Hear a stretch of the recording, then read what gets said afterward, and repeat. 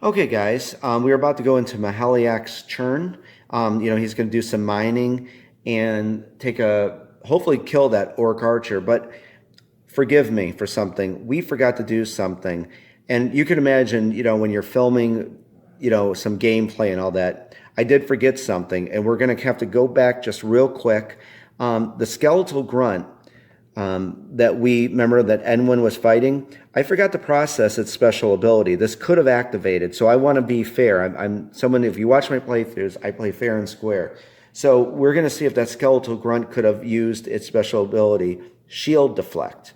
And basically it is Shield Deflect for each successful warfare roll a hero makes where the skeletal grunt would take damage, it rolls 1d20.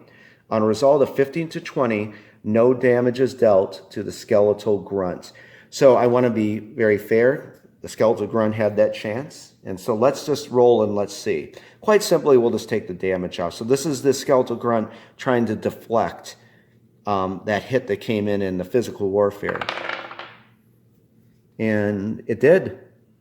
Okay, I'm actually glad I did that. Again, it would activate on a 15 to 20. So guess what? We have to go over here and take that off. So that skeletal grunt, I'm just going to take that off. I got to place this monster card back here. So that skeletal grunt just kind of like used its shield and deflected Enwin's hit. So that thing is healthy with 2 hits. Real quick, that we are playing with mixed difficulty decks here. Game ships with normal difficulty.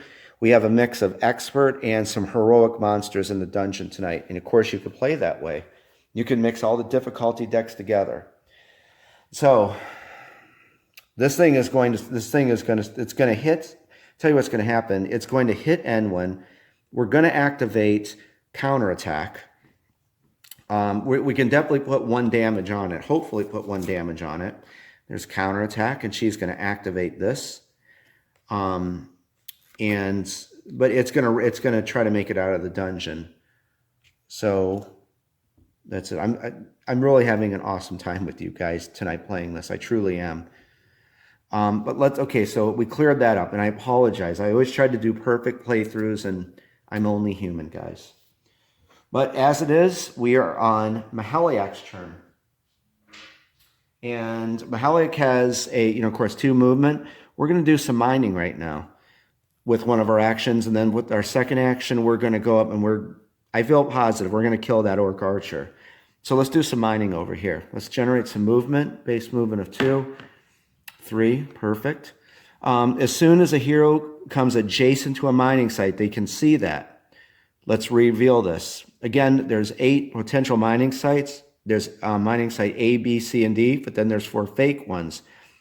At the start of the game it's set up, this is totally randomized. So you'll never see the same mining sites in the same places. Well, they may, but there's a good chance that they're going to show up in different places.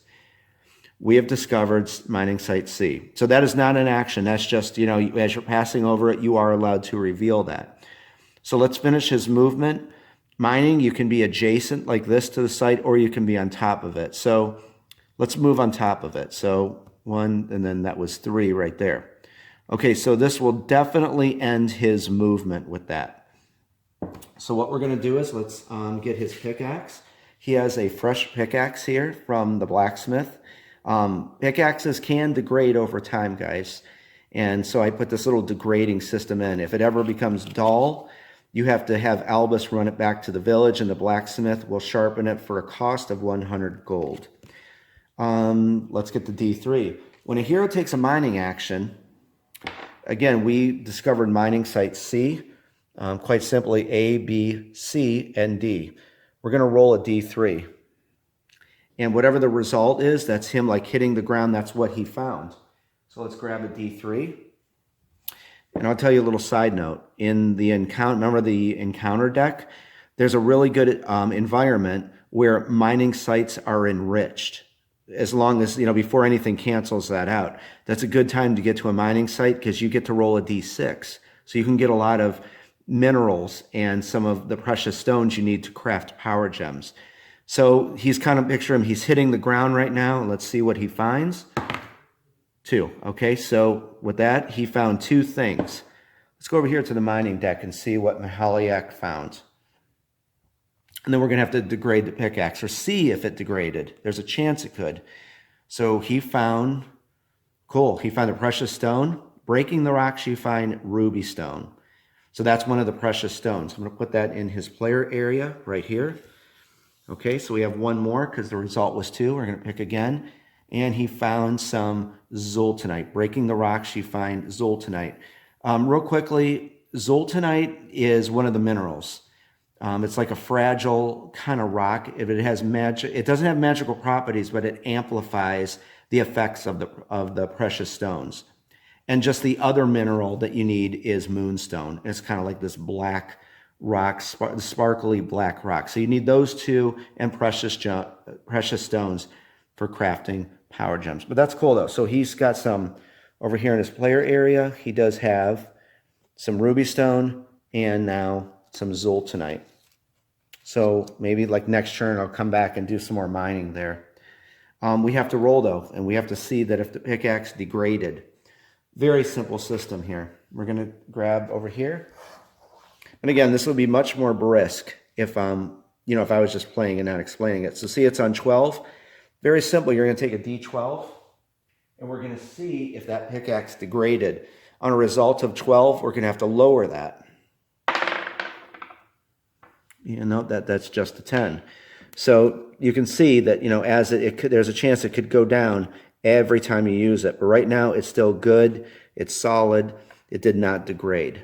So I hope you like learning a little bit about the mining system in Dungeon Crusade. So now, battle time. He's going to use his second action to attack the orc archer. So let's creep around this corner. That's a 1. Perfect. We don't need a lot of movement to get over there. So he has a base movement of 2. So 1, 2. And he is going to face off against the orc archer. Let's see what's going to happen.